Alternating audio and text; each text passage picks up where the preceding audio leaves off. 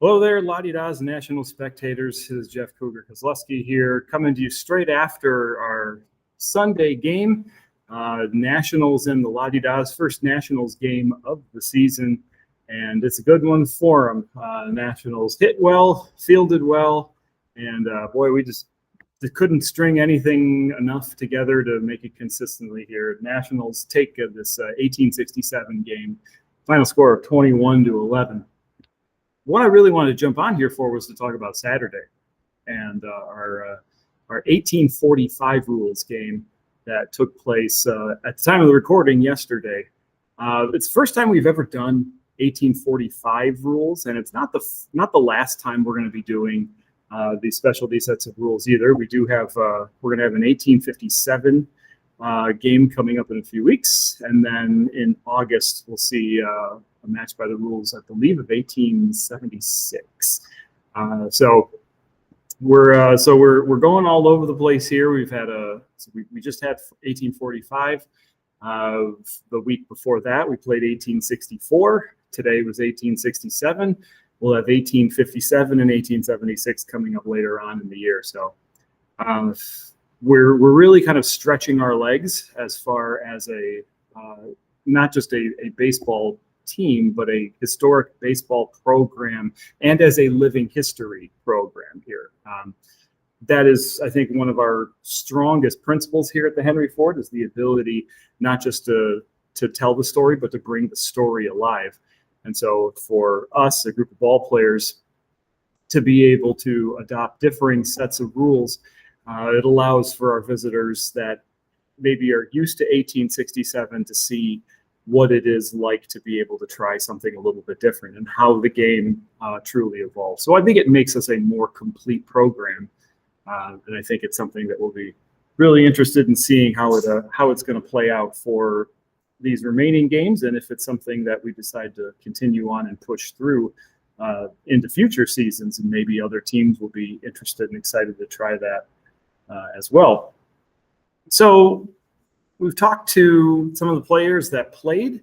The overall reaction really seems to be that it was good. It was fun to do. It was fun to try and see kind of where this game comes from. I think it helps that we had been playing by more of a futuristic rules, sort of 67 compared to 45. So it helps to be able to, kind of have that frame of reference to then be able to turn around and say, so why or how did we get here? Why did these rules become the way that they are? What would it have been beforehand here? And so, yeah, the general consensus from the players, this seemed to be like this was good. This was a positive thing to do. Fun to try, fun to do once.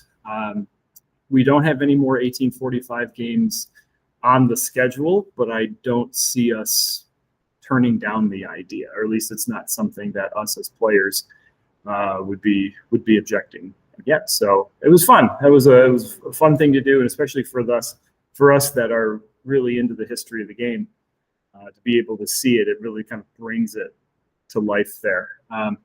So how was it different comparatively here, at least from kind of in retrospect here? We don't normally play the bound rule, but we have played it before. It's just kind of loading a new program internally. But it was still, as I said, it was nice to be able to get that little freshening up here with it. It does take a whole new mindset to play bound rule versus fly rule, but it didn't have as much an effect as it normally does when we go from fly to bound. It really tended to be kind of a secondary thing with that. Stealing was wide open. Leadoffs were wide open. Our rule, for those who don't know us at Greenfield Village, we have a kind of a modified open lead, modified open steal rule where players can take as big a leadoff as they want until the pitcher begins his motion forward.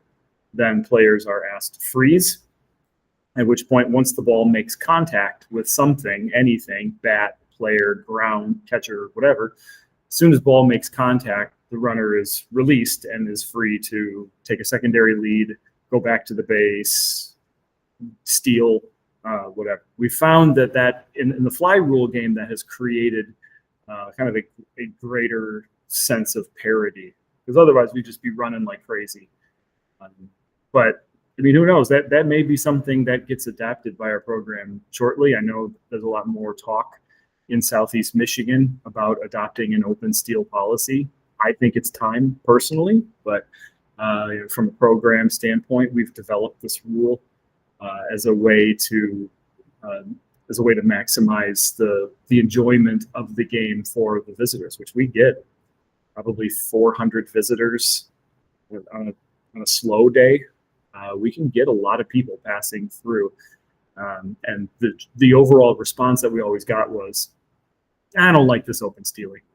And those of us in the history are like, well, I'm sorry that you don't like it. It's the way that it was, though. So we do have to kind of walk a tightrope with that there. Today, we're for 1845, we did do open stealing. We did do open leadoffs. We felt that actually improved the pace of the game. We completed the game in a little under 2 hours, or right around the 2-hour mark. I think it's just a hair under 2 hours from first pitch to last out. For those who know the 1845 game, the game concludes at the same amount of innings or half innings when a team reaches 21 aces. So whoever gets to 21 first, that essentially becomes the last inning. So if the top half of the inning team gets 21, they finish out, and then the team in the bottom half gets their equal side of outs, and then at that point the game is concluded. The game yesterday concluded a final score of 23-10, I believe it was 23-10 or 23-11. So what we did, we tried to build up the introductions as best we could, as most as we know it. Big thanks to Richard Hirschberger from his book Strike 4, as well as through Marcus Dixon and the research that he's done, Paul Hunkley and the research that they've done, to really try to make this as accurate a game as we possibly could. And so in that time, it wasn't necessarily two distinctly different teams so much as it was one club, and the teams are then kind of divided up from there. So the players would be kind of into a pool, at which point a member of good standing with the club would designate two captains. I was designated as one, and Mr. Stoles, Rob Stoles, was designated as the other. At which point the two of us then kind of divide the players into two equal teams. And then from there, we flip a coin, and the winner of the coin toss gets to choose the team that they want. And then another coin toss is held, at which point then we determine who is the top half of the innings and who's the bottom half of the innings. So we tried to do that and replicate that. Bill Whipsaw Dean, who just recently retired from the program, graciously agreed to come back for the ceremonial role and designated us as captains. And we then, in turn, made our selections and made our choices from there. So we do have some other rules that we saw, and we kind of looking at as both from an interpretation standpoint and as a rule standpoint. One of them is there's not necessarily a pitcher's line or a pitcher's box so much. So there's really nothing that restricts a pitcher from being at the normal spot. The pitcher can be essentially whenever. The pitcher could also be at get a running start. And I wanted to kind of emphasize that. I came in to pitch one inning. To take kind of in a sense like a cricket style, like a run up, still underhand, but just to take kind of more of a running start at it, because I don't know if I'm ever going to get this chance again. So I wanted to at least try that out. We could also go closer. So instead of the normal 45-ish feet, I was probably at about 30 I tried to really cut that down a little bit, especially when it came to the open stealing. I also tried to go way to the left to at least hinder the runner from being able to steal quite as much. Now, I know that there isn't really like any sort of system for pickoffs and anything of that sort. So that's one of the things that when you grow up with leadoffs and steals and pickoffs, you have to really rethink the game. You have to kind of tell yourself, look, I know he's going to steal. Did they necessarily know that as much? And if they are, what are they trying to do? How are they trying to do that? So you have to kind of rethink this, pull some strategies up in the air, and hopefully the spectators and visitors will kind of look at it and say, well, that's why they did that. That's why they established a pitcher's box, because somebody's just charging like crazy at it and making it harder to hit. So that's where, again, living history, I think, plays a vital role in what we do with that here. The rule that I would say the teams made the most use of and became tougher as it goes was essentially the fair foul ruling here. The umpire, who Mr. Dean selected as well, who was sitting in the audience, the umpire was selected and in a sense was provided a chair and an umbrella and a nice cool drink on a hot Saturday afternoon. So it's, in a sense, we as the players, we're expected to kind of officiate ourselves, very, very much so. I mean, we do anyway, but to then do it with foul balls, that's a big change. That was a huge change that we had to make to kind of get into that understanding. The ruling, in the sense is, or at least as we can interpret, is once a ball hits fair, as soon as it goes foul, it seems to be we just stop the play and everybody advances one base.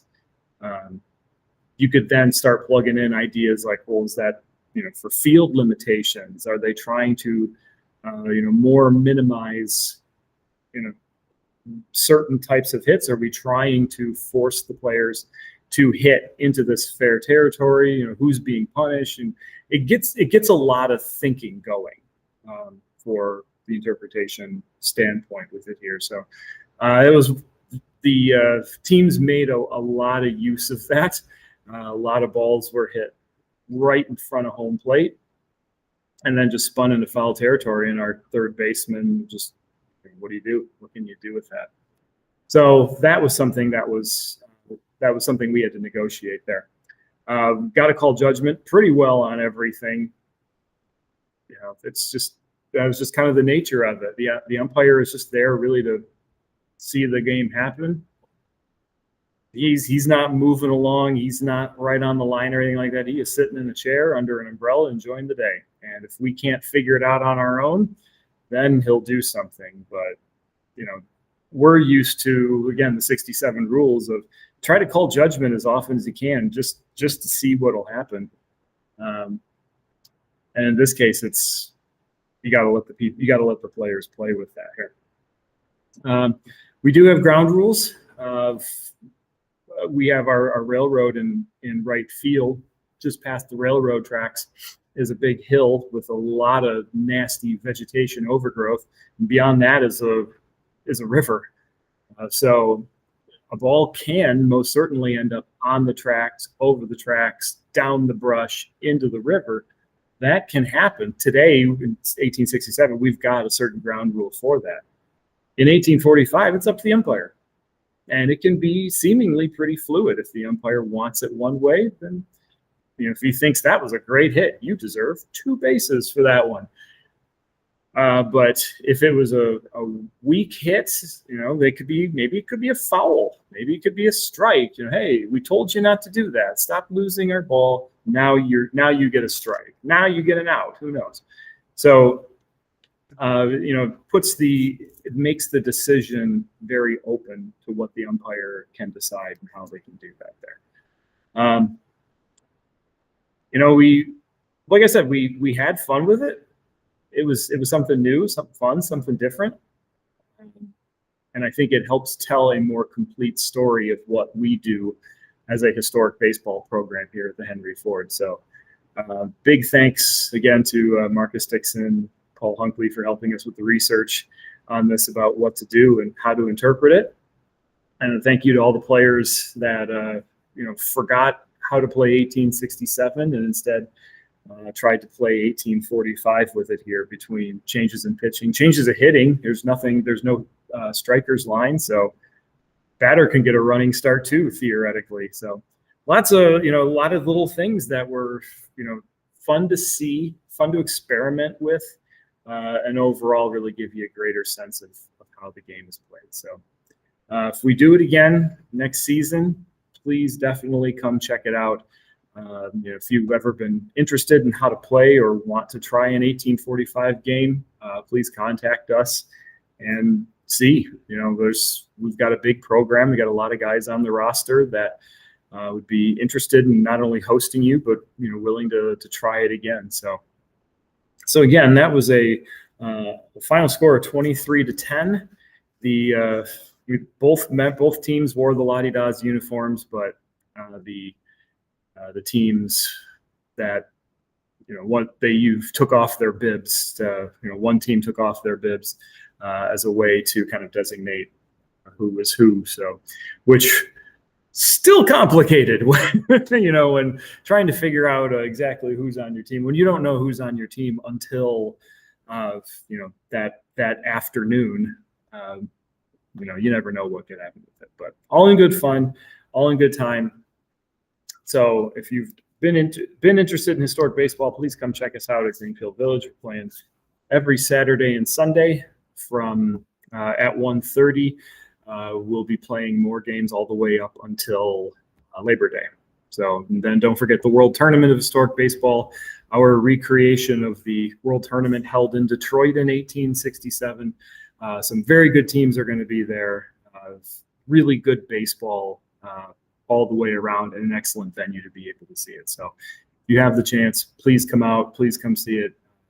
I think it's worth it all the while, no matter what weekend you choose. So that's all for now. We've got games coming up this weekend and every weekend now for the next 2 months. So be well, stay safe, strike well, and we will see you on Walnut Grove.